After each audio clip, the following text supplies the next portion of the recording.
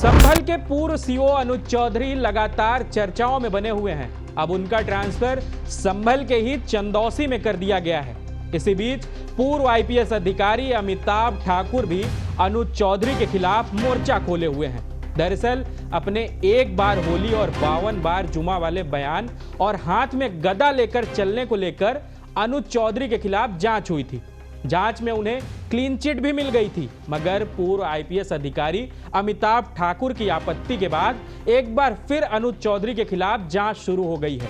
आपको यह भी बता दें कि आजाद अधिकार सेना के अध्यक्ष और पूर्व आईपीएस अधिकारी अमिताभ ठाकुर की ही शिकायत पर अनुज चौधरी के खिलाफ जांच बैठी थी। अब उन्होंने क्लीन चिट पर आपत्ति दर्ज करवा दी है और एक बार फिर संभल के पूर्व सीओ के ऊपर जांच बैठ गई है। पूर्व आईपीएस अमिताभ ठाकुर संभल पहुंचे। उन्होंने सीओ अनुज चौधरी के खिलाफ चल रही जांच में कई पॉइंट्स पर अपने बयान दर्ज कराएं। इसमें सोशल मीडिया पॉलिसी का उल्लंघन समेत कई आरोप शामिल हैं। एडिशनल एसपी ऑफिस के कर्मियों ने उनके बयान लिए। पूर्व आईपीएस ने पहले की जांच सीओ को क्लीन चिट देने पर आपत्ति जताई। इसके अलावा मामले में न्याय की उम्मीद भी जताई। आजाद अधिकार सेना के राष्ट्रीय अध्यक्ष और पूर्व आईपीएस अमिताभ ठाकुर बयान दर्ज कराने के लिए संभल एएसपी श्रीश चंद्र के कार्यालय पहुंचे थे।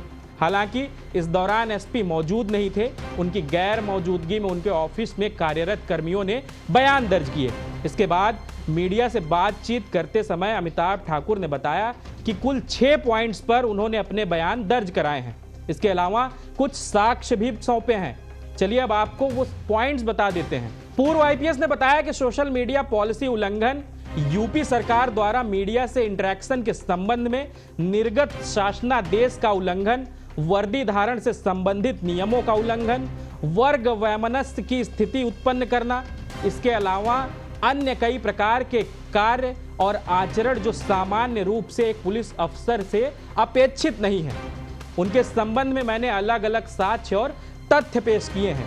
अमिताभ ठाकुर ने कहा कि मेरे जो आरोप हैं उनमें वर्दी में सीओ का गदा धारण करना, वर्दी में उनकी ओर से कई धार्मिक प्रतीक पहनकर कई बार भजन कीर्तन के कार्यक्रमों में सार्वजनिक रूप से हिस्सा लेना, वर्दी में मंदिर में सफाई का कार्य करना, जुमा और ईद से संबंधित उनके जो बयान थे, रंग को लेकर उनके जो बयान थे, ये एक वर्ग विशेष को नकारात्मक रूप से प्रस्तुत करते हैं। पूर्व आईपीएस ने मुख्यमंत्री योगी आदित्यनाथ को लेकर कहा कि उनकी समझ के अनुसार सीएम ने निजी हैसियत के तौर पर बयान दिया था। वह मुख्यमंत्री की कुर्सी पर बैठकर नहीं बोल रहे थे। अगर वह मुख्यमंत्री और गृहमंत्री की कुर्सी पर बैठकर बोलेंगे तो उनका निर्णय पूरी तरह से अलग होगा।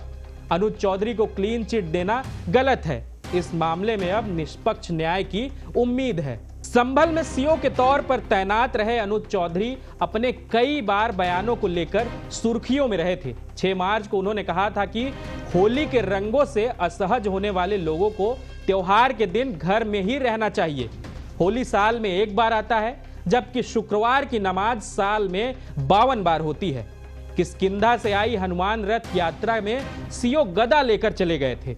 सीओ के बयान के बाद यूपी में राजनीति शुरू हो गई थी। मुख्यमंत्री योगी आदित्यनाथ ने सीओ के बचाव में बयान दिया था। इस मामले में पूर्व आईपीएस अमिताभ ठाकुर ने शासन में शिकायत की है। इसके बाद सीओ अनुज चौधरी के खिलाफ जांच बैठाई गई। एसपी संभल ने जांच रिपोर्ट शासन को भेजी। इसमें उन्हें क्लीन चिट भी मिल गई थी। इसके बाद पूर्व आईपीएस अमिताभ ठाकुर ने इस पर आपत्ति जताई थी। इसके बाद 9 अप्रैल को आईजीआरएस पोर्टल पर शिकायत भी दर्ज कराई। वहीं बाद में फिर से मामले की जांच शुरू कर दी गई। अब इस मामले में पूर्व आईपीएस अपना बयान दर्ज कराने के लिए संभल पहुंचे थे। इस खबर में आगे जो भी अपडेट होगी हम आप तक पहुंचाएंगे। मिलते हैं अगले वीडियो में। धन्यवाद।